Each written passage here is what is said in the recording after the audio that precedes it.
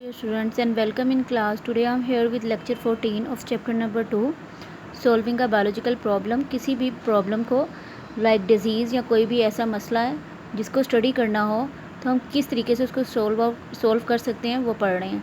Today our topic is about biological problem, hypothesis, deduction and experiments. सबसे पहले हम ये देखेंगे किसी भी बायोलॉजिकल प्रॉब्लम को.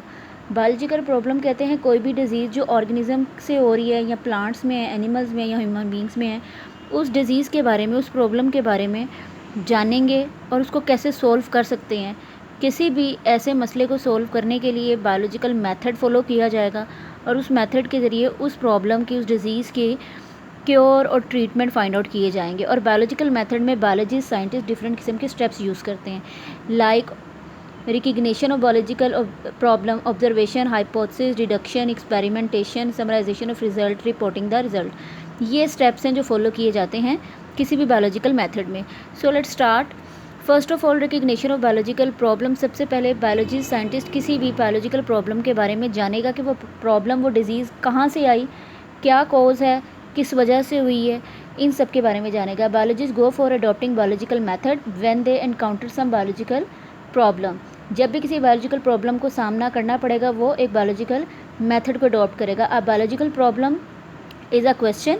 कोई क्वेश्चन हो सकता है रिलेटेड टू लिविंग ऑर्गेनिजम्स. कोई भी डिजीज़ हो सकती है जो किसी लिविंग ऑर्गेनिजम्स की वजह से हो. That is either asked by someone और कम इन बायोलॉजिस्ट माइंड बाय हिमसेल्फ. या तो ये प्रॉब्लम बायोलॉजिस्ट के माइंड में खुद आ सकती है या वो दूसरी प्रॉब्लम्स को देख के कि ऐसा क्यों है इसके बारे में जानना चाहिए.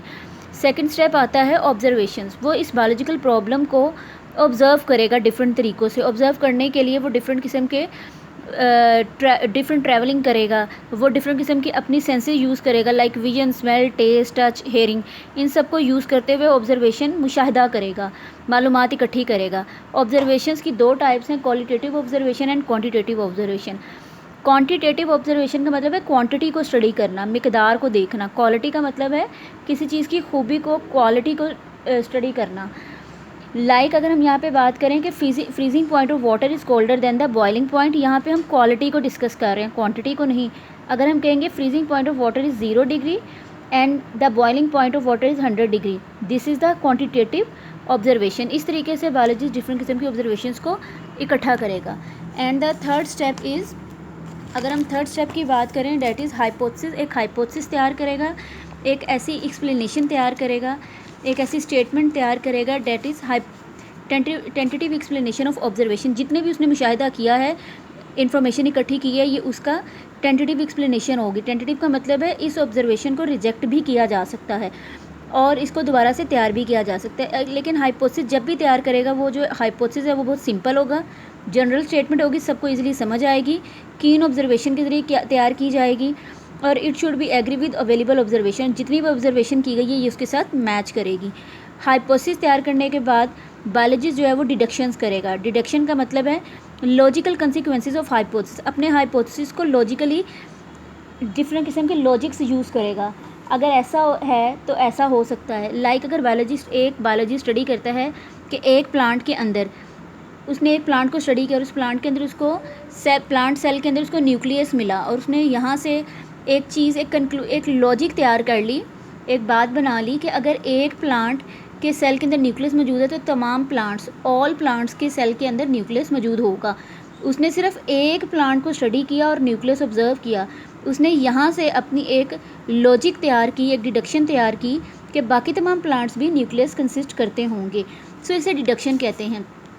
ये जो डिडक्शंस हैं इसमें इफ़ और देन यूज़ किया जाता है. Generally in biological method if a particular hypothesis is true then one should be expect a certain result. तो इसको एक रिजल्ट का नाम दिया जाता है. This involve the use of if and then logic. और डिडक्शन में इफ़ और देन यूज़ किया जाता है कि अगर एक प्लांट कंटेन करता है nucleus then all plants will contain nucleus in their cell. So ये है डिडक्शन. उसके बाद बात आती है एक्सपेरिमेंटेशन की, कि एक्सपेरिमेंट किया जाएगा किसी भी डिडक्शन के ऊपर. जितनी भी इंफॉर्मेशन गैदर की गई है उसके ऊपर लैब में एक्सपेरिमेंट किया जाएगा. सबसे पहले हम बात करते हैं डार्विन की. डार्विन एक साइंटिस्ट है जिसने डिफरेंट किस्म की एवोल्यूशन को, चेंजिंग्स को स्टडी किया.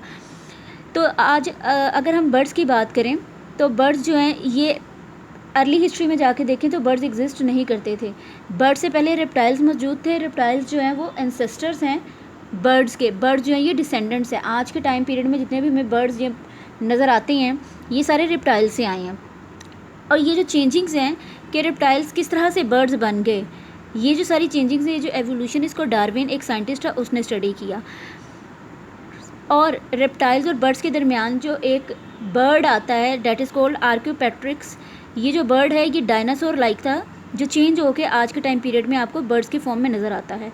तो उसने डिफरेंट किस्म के बर्ड्स को स्टडी किया। लाइक डार्विन ने चेंजिंग स्टडी की डिफरेंट बर्ड्स के अंदर। उसने एक ही बर्ड को स्टडी किया कि उस बर्ड के फैदर्स होते हैं और वो फ्लाई कर सकता है। तो उसने एक बर्ड को स्टडी किया और उससे आइडिया लगा लिया कि तमाम बर्ड्स के फैदर्स होंगे और वो फ्लाई कर सकेंगे। इस तरह से डिफरेंट किस्म की जो चेंजिंग्स हैं, ये जो एवोल्यूशन में चेंज आए, ये सारा डार्विन ने स्टडी किया और इसको एक्सपेरिमेंट किया। उसके बाद हम बात करते हैं कंट्रोल एक्सपेरिमेंट की। कंट्रोल एक्सपेरिमेंट एक ऐसा ग्रुप होता है जब भी लैब में कोई एक्सपेरिमेंट किया जाता है तो दो किस्म के ग्रुप्स तैयार किए जाते हैं। कंट्रोल ग्रुप होता है, सेकंड वन एक्सपेरिमेंटल ग्रुप।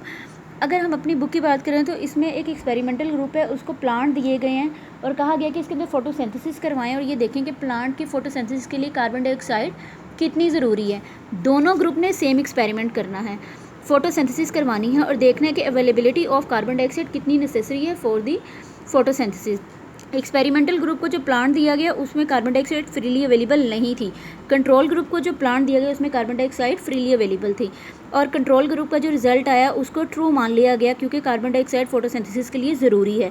ये जो कंट्रोल ग्रुप है ये तमाम एक्सपेरिमेंट को कंट्रोल कर रहा होता है।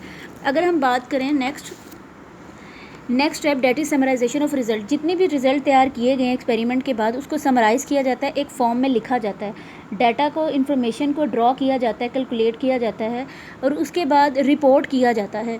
रिपोर्ट का मतलब है डिफरेंट किस्म के बुक्स में, जर्नल्स वगैरह में इशू किया जाता है और हम तक ये सारी इन्फॉर्मेशन पहुँचती है। अगर हम करें कि मेंडल बायो की बात करें तो बायो में डिफरेंट किस्म के लॉज मौजूद हैं और बायो में लॉज कम होते हैं जबकि थ्योरी ज़्यादा होती हैं। इसकी मेन रीज़न ये है कि ऑर्गेनिज़म्स के अंदर डिफरेंट चेंजिंग्स होती रहती हैं डे बाय डे और इसीलिए लॉज जो हैं वो चेंज होते रहते हैं। अगर कोई लॉ बन जाए तो उसको चेंज नहीं कर सकते, जबकि थ्योरीज़ जो हैं वो डे बाय डे चेंज भी की जा सकती हैं और उनको तब्दील किया जा सकता है। और अगर हम फिज़िक्स केमिस्ट्री की बात करें तो उसके अंदर थ्योरीज़ कम और लॉज ज़्यादा होते हैं क्योंकि उसमें लिविंग ऑर्गेनिज़म्स को स्टडी नहीं किया जा रहा।